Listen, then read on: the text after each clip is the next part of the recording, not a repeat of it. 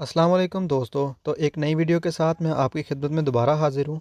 तो इस वक्त मैं आपके साथ जो ख़बर शेयर करने वाला हूँ वो यूरोप से है और ट्रैवल रिस्ट्रिक्शन से मुतल्लिक है। तो जो यूरोप है उसने जापान के साथ 5 और ममालिक को अपनी सेफ़ ट्रैवल लिस्ट से निकाल दिया है। तो इसका मतलब अब ये है कि जो लोग इन ममालिक से सियाहत की गर्ज से आना चाहेंगे तो वो नहीं आ सकेंगे, उन पर पाबंदी लगा दी है।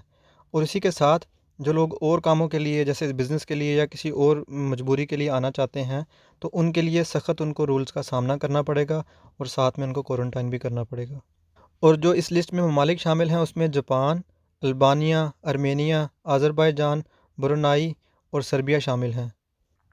और इसी के साथ जो ईयू है उसने 12 ममालिक को अपनी सेफ लिस्ट में डाला है जहाँ से लोग सियाहत के घर से सफ़र कर सकेंगे, जिसमें ऑस्ट्रेलिया, कनाडा, सऊदी अरेबिया और चाइनीज़ टेरिटरीज़ जो हैं उनमें हांगकांग और मकाओ शामिल हैं।